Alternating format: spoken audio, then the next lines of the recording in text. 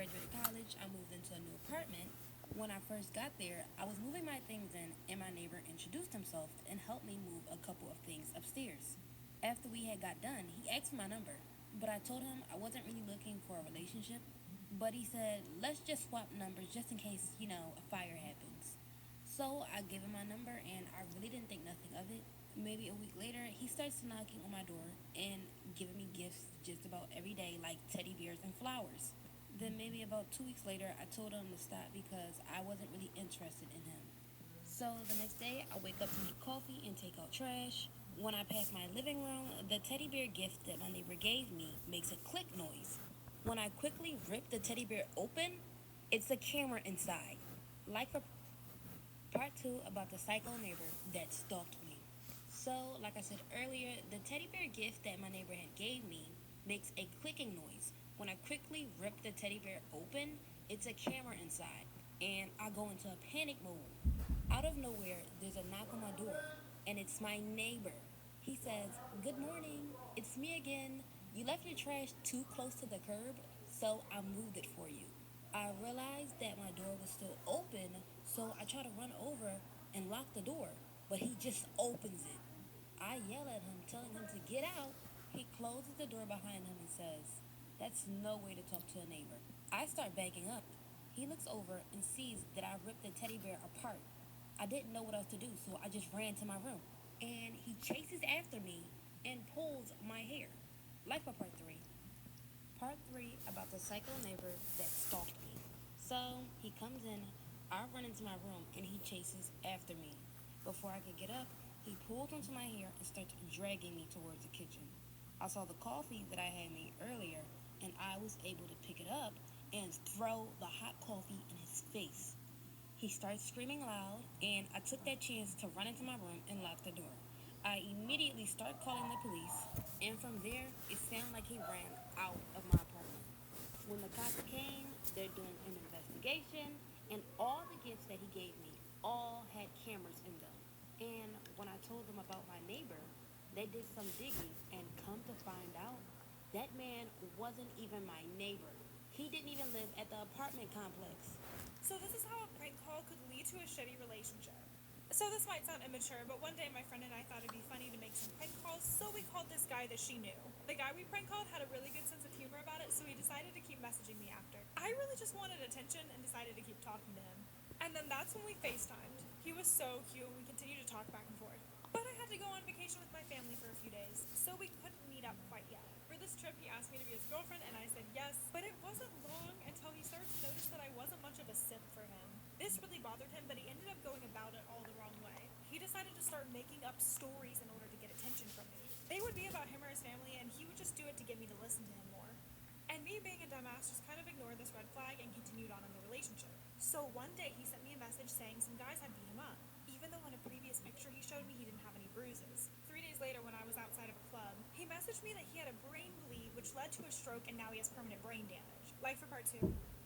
Part two, a prank call might lead you to a shitty relationship. I literally stormed out of the club crying my eyes out. Straight up thought my boyfriend had severe brain damage. He told me this was a condition that he was going to have to spend the rest of his life with, and I cried until the morning. Once it got to the next day though, I kind of noticed that he was talking normally, he wasn't in the hospital, so I got really sus about it. So I decided to go ahead and text his mom through my mom's phone just to check in and see how he was doing from her perspective, and she was like, "Oh, he's fine, it was just a little scare."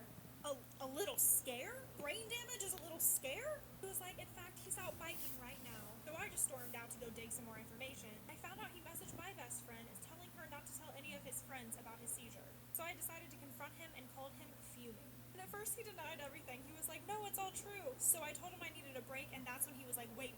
I googled some of the symptoms that I was having, and that's what showed up. "So you used Dr. Google." I just broke it off with him. If you guys have a story you'd like to share, follow me and DM me on Insta. Story time. My dad got my half-brother's girlfriend pregnant. A little background information. This all happened a few years ago.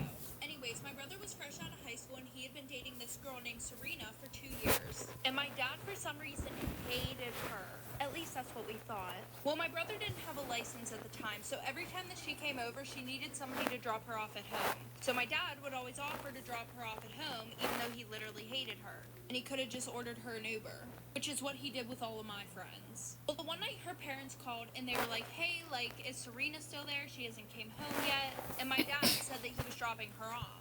So I called my dad and he said that they ran out of gas on the side of the road. So that was just like one incident. Well, the next morning my mom goes to get in the car for work and she finds a thong in the car. So she brings it in the house and she asks me, hey, is this yours? Meanwhile, I had never seen them before. So then she goes and asks my half-brother and my dad's whose they are, like for part 2. Part 2 about how my dad got my half-brother's girlfriend pregnant. So like I said, my mom found that thong in the car. She came and asked me if it was mine. I said no. So then she asked my dad and my brother whose they were. So she asked my dad first. He said, I don't know whose they are. He said they probably just fell out of Serena's bag. And then she asked my brother. And my brother said, oh, those are Serena's. So after that, my brother came in my room. And he was like, do you think it's weird that the same underwear that Serena was wearing before she left ended up in the car? So I guess she had the underwear on literally before she fucking left the house. Dumb bitch alert. Anyway, so a few weeks later, Serena breaks up with my brother. Well, around the same time, my dad started staying after work really late, like every day of the week. But long story short, my mom went through his phone because she felt like something was going on, and she reads a conversation between my dad and Serena. Like, oh, I'm so sad that you couldn't come to the ultrasound. So then my mom and him divorced, and he's currently raising his child with Serena. Story time of how my best friend got so weirdly obsessed with me that she even plotted to kill my boyfriend. So at the time, me and this girl, let's just call her Olivia, had only been friends for about 2 years. I mean, we really did everything together. We were with each other 24/7, and I mean, we were pretty good friends. But the only thing about our friendship is she did not like when I had other friends. I mean, she didn't have any other friends herself, but literally she would joke around about strangling my other friends because she didn't like when I gave my attention to anyone else. But honestly, I just thought of it as a joke.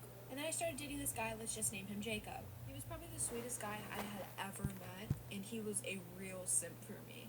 So we started dating, and about 4 or 5 months go by, and he started getting these texts from a random number. And it would always be cringy things like leave her or you die, get away from her, and like stupid cringy threats. Then one night, me and him were just hanging out. Then he gets a text with his exact address saying he had till tonight to leave me or he wouldn't see another day. Then we hear a knock at the door. I'm running out of time, late for part 2.